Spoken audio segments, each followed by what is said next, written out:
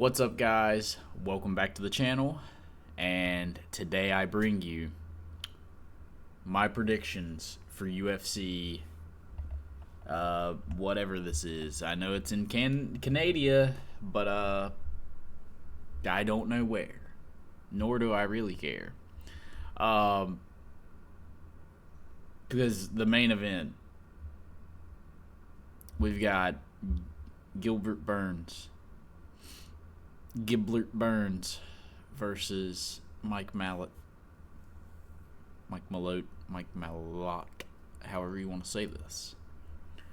A guy on a 4-fight losing streak versus a guy on a 3-fight win streak.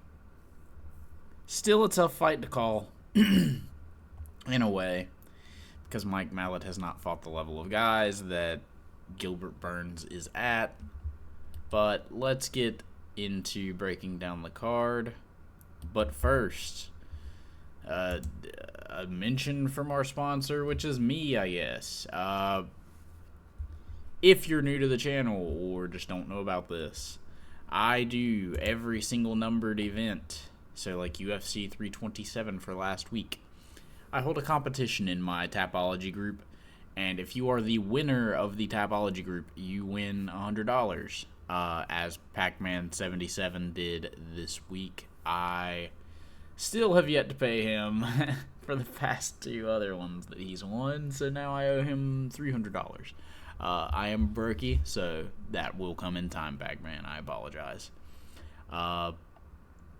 Anyways, if you want a chance to enter, join my Tapology group at tapology.com/groups/2048. Once you've joined the group, all you gotta do is do what we're about to do, and then you qualify on the numbered events. If you want to still compete during the fight night events, that's great. We love the competition in general. And maybe one day when the channel is monetized, we will, do payouts every week instead of just on the numbered events. Anyways, let's get right into breaking down this banger of a card. And we're going to first start with Jamie Siraj versus John Yanis. John Yanis, if I remember correctly, a dude that was just brought in to lose to Austin Bashi. I am correct. And then you've got Jamie Siraj, who has some submissions against not the best opponents, and he lost to Diego Brandao. Tough fight.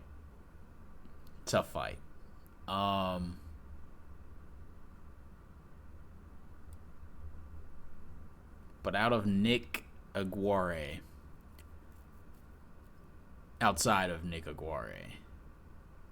John Yanis has fought nobody as well. But he did fight him in cage, or in Fury Combat, whatever it is. I'm going to pick Jamie Siraj by submission. We're going to go with good old round 2 submission. I think he's going to get him to the ground and or knock him down to the ground and then do his thing. No reason to overthink it. We've got John Castaneda versus Mark Vologtin in a bantamweight bout. And that first one was at featherweight, just as a heads up.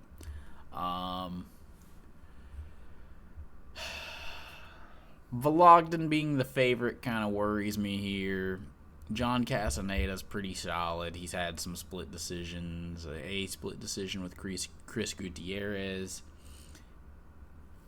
Got unanimous decision by Daniel Marcos, who's not a bad fighter. Beat Kung Ho Kwang. Beat Muin Gafarov, which, hey, that's a pretty solid win right there. And he lost to Daniel Santos, but I'm pretty sure we have another dude on this card who has also lost to Daniel Santos. That or Gabriel Santos. It's one of the two. There's so many Santoses in Brazil. It's not even fair. I'm going to start... Man, I mean, you lost your Contender Series fight. I can't pick a dude who lost his Contender Series fight. It just doesn't correlate. This dude's been in the UFC. He's gotten UFC wins. He's lost to ranked UFC opponents. I'm going to pick John Castaneda.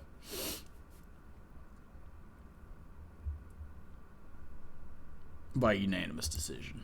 Or split. Split unanimous draw. By the way, we got robbed last week on that Chris Padilla pick. Upset about that. And let's not even talk about what happened to Yuri before I crash out. Mitch Raposo versus Alan Nascimento. Mitch Raposo coming off a big win over Azat Maxim. It's a decent win. Had a split decision loss to Simerdurgi and Andre Lima. These are not bad losses to have. But with Alan Nascimento being on the win streak that he's on right now, I'm going to pick him to get a decision done here. Raposo loses by decisions. He's not the biggest flyweight. He's tiny for a flyweight, in fact. But he's pretty scrappy. He can grapple a little bit, so I don't think he's going to get subbed out by Alan Nascimento. But I just don't think he's going to win the fight. Moving on. Oh, boy. They try to say the coin is ever wrong, and it ain't. This coin has been 100% right on women's fights over the past 5 months, I think. Although I did misclick and misinterpreted it one time for the Alice Pajeda fight. The coin guided my hand there. I'm just saying. So, the coin being all-seeing in this sense, we're going to go to it again as always. This is a women's fight, and you know how we do here. We got Jamie Lynn Horth by decision. Maybe a finish. Finish could be sneaky here. Look out, though. I don't know how true this holds in women's fighting. But J.J. Aldrich is shorter with a longer reach. I tend to love that. I honestly would pick J.J. Aldrich just off of that because of how often I've seen the shorter with a longer reach thing pan out. But we've taken Jamie Lynn Horth. Oh, boy. Next, we move into a women's bantamweight bout where we've got it real strong here. It looks like we're going with Melissa Croden. I don't know how well I can defend that, seeing as how she lost to Luana Santos. And lost to Jacqueline Cavalcante.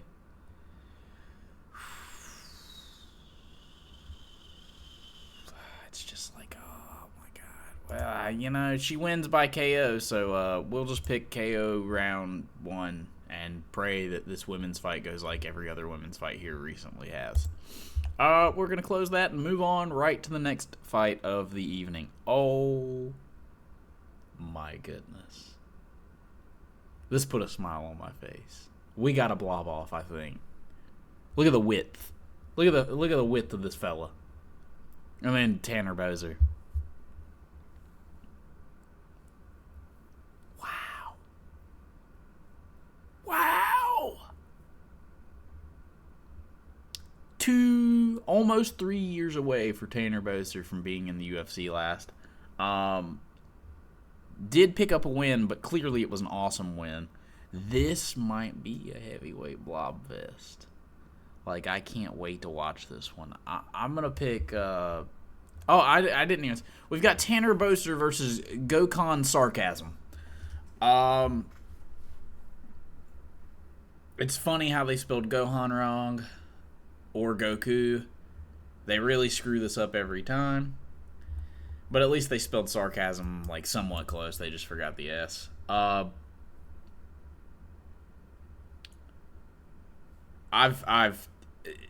don't even remember who Tanner Boser is, I'm going to be honest. Because that's how well his UFC career went. He did pick up a huge win over Ovince St. Preux, so maybe finished him even. Something John Jones couldn't do. This is a tough fight to call. You've got old versus old heavyweights. 6'3" versus 6'2". 75.5 inches of reach versus 75 versus 76. I'm going to pick the guy with... I just don't even know if it's like real more experience than Dana Roser. That's what's crazy.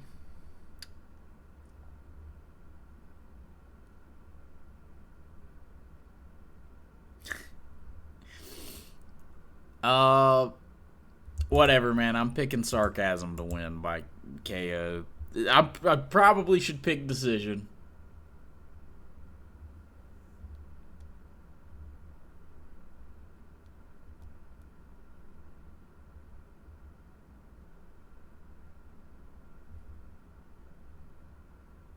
You know what?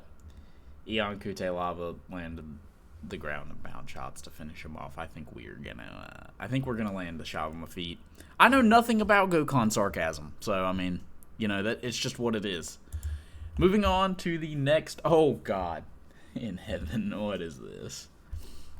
Oh my God, it's just two guys who shouldn't even be in the UFC, but just because one's Canadian, and I don't know the reasoning of the other guy being here. Like Robert Valentin, at this point, we've seen the capabilities. Oh, wow. What a victory over a 6-9 opponent to get into the UFC. Jesus Christ, do I actually pick Robert Valentin? Oh, God.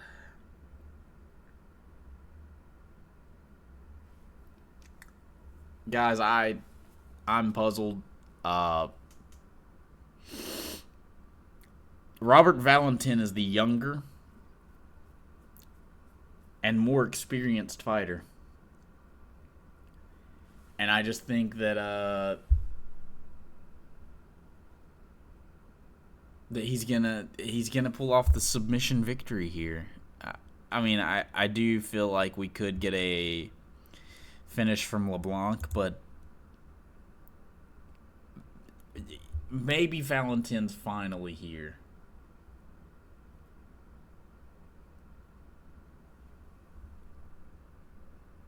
God, he lost to Ryan Loder. Oh, I forgot about that. You have to be pretty terrible to lose to Ryan Loder.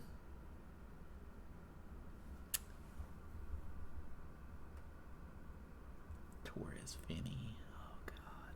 It's just...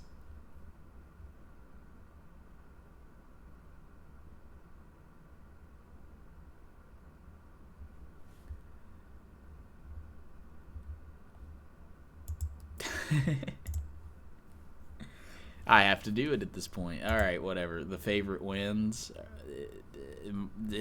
I don't know how to decipher this coin for this.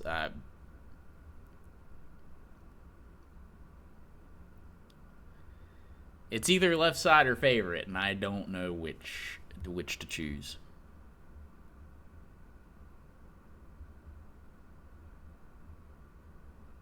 Sometimes the coin makes it easy and the left side is the favorite. We're just going to go with Valentin by submission. We're not going to overthink it. Round 1 sub. It is what it is. We don't care about that fight. It's two guys who should not be in the UFC.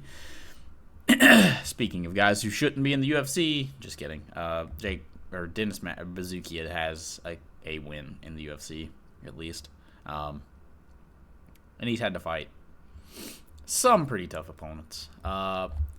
We've got Dennis Bazookia versus Marcio Barbosa. Mauricio.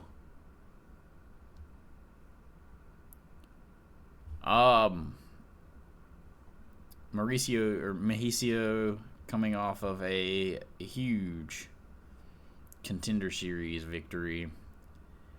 Has the LFA experience. I'm going to be picking Barbosa by KO.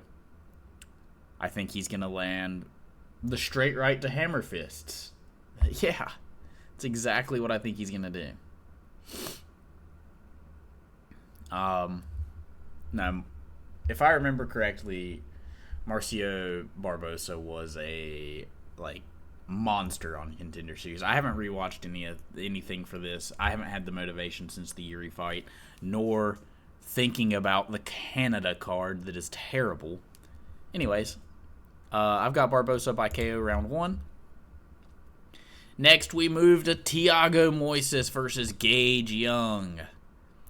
I just don't think Gage Young is quite on the level of the guys that Thiago Santos typically loses to. So I'm going to pick Thiago Santos by decision.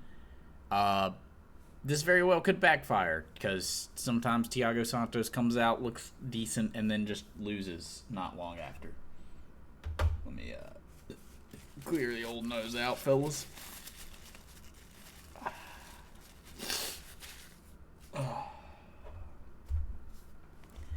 All right.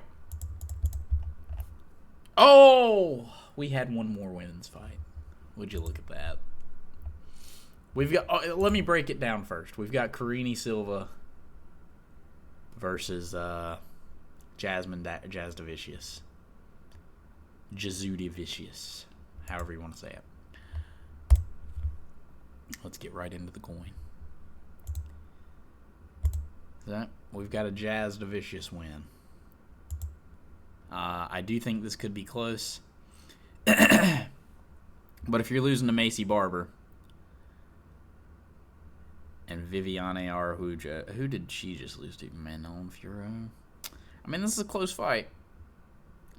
But she has been getting subs. Looks like when she wins, decision, sub. So decision safe here, I think. All right, let's move on to the next fight. Let's make sure we didn't accidentally misclick Karine Silva.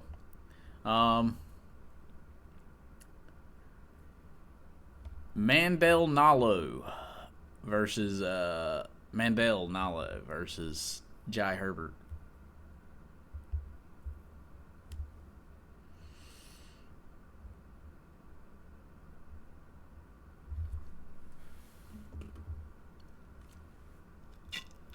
Oh my God, we're debuting at 37 years old. I get it, Jai Herbert is 37. 38, practically, if we're going to call him 37. But man, we are debuting at 37. I've got to pick Jai Herbert by decision. I know this Mandel guy only has 3 losses. He looks like he's a pretty solid fighter. He might even get a submission here versus Jai Herbert. Maybe he does get a sub. Actually, let me check out what this dude's done. I know we don't have any more women's fights now, so I'm gonna take off the coin, and then we'll go into what Mandel and how Jai has lost in his career. 6 wins by sub. He doesn't go to decision, so he gets finished or finishes. I like this guy already. And then we have 1 loss by sub in round number 2 by Jai Herbert. Where was that? Rear naked choke by Moicano. Do we think that this guy is on the same level as Moicano? I mean, he lost to Faraz Ziam, Chris Padilla, Ilya Moicano, Francisco Trinaldo, and that was just by a vicious KO. He lost to Reese McKee, the great Reese McKee.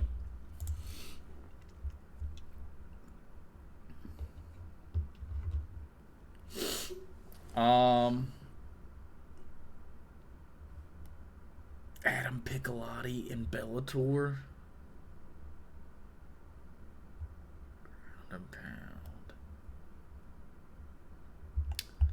I mean, it looks like this guy brings it.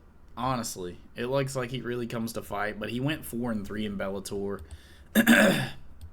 I am not going to pick Mandel Nalo to win this fight. I'm going to pick Jai Herbert to end up winning this fight.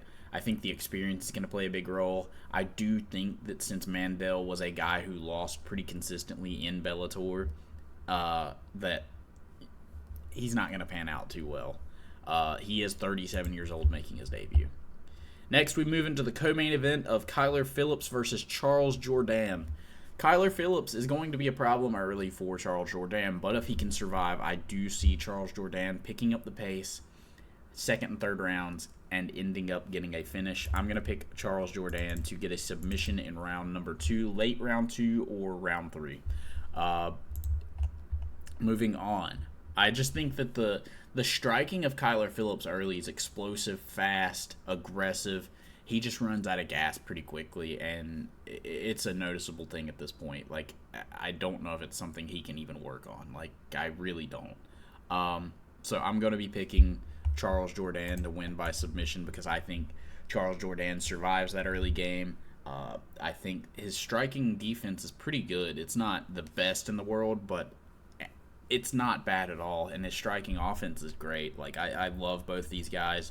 I think this is going to be a good fight. I tend to not like Kyler Phillips as much because he can't push that pace throughout the entire fight. And if he could, he would be a problem for the division. But I'm going to pick Charles Jourdain to win by submission in round number 2. Like I said, I just think he's going to out-cardio him, really, and outpace him.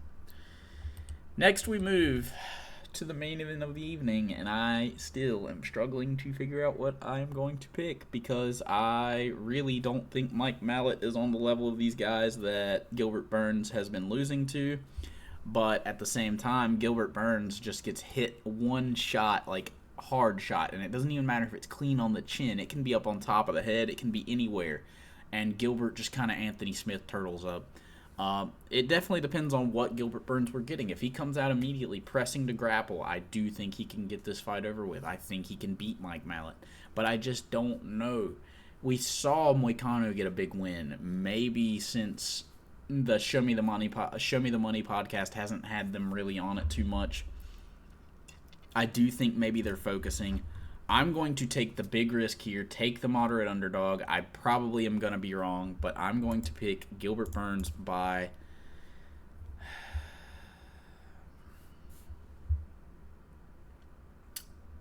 submission. I think this is a fairly submission-heavy card. Don't play off this just because I'm picking it, though. Like, I'm going to say the better bet would be to bet Mike Malott to finish this fight.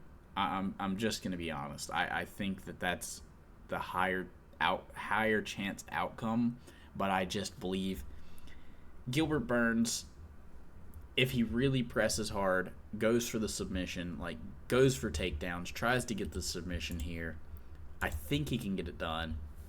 Now, it might have been a while since his last submission, so let's really find that out. 9 of his wins in the UFC are still by submission. He does lose by KO. He loses by decision. Or 9 of his fights in his career. 7 of those submissions are in the first round. So I think first round sub would be a great play here. He was able to arm triangle Neil Magny. You know, it seems like all of his decisions were submissions were practically pre-UFC, outside of one.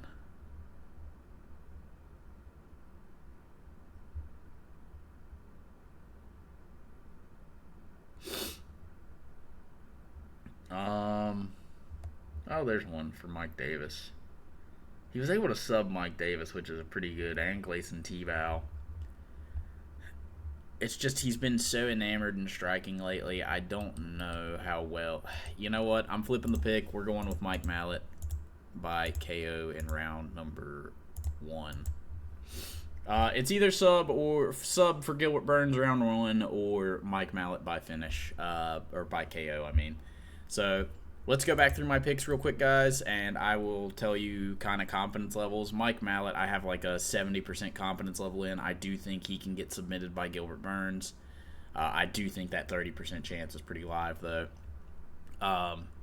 Charles Jourdain, it's like 50-50, man. If he gets finished, like, he can get finished in this fight, and that is a high possibility. It's not like Kyler Phillips is a bad fighter. But I do think all the guys that you know, Charles Jourdain has been losing to are pretty good or just massively oversized for him, like Sean Woodson was. 50-50 confidence in Charles Jourdain here. I'm not sure just how good Kyler Phillips is, and if he can keep it up, then it would be a problem. Mandel Nalo versus Jai Herbert. I've got Jai Herbert by decision. I'm pretty confident in this. We've got a 37-year-old debuting here against a UFC vet. Jasmine Jasdavicius, the coin picker, so 100%.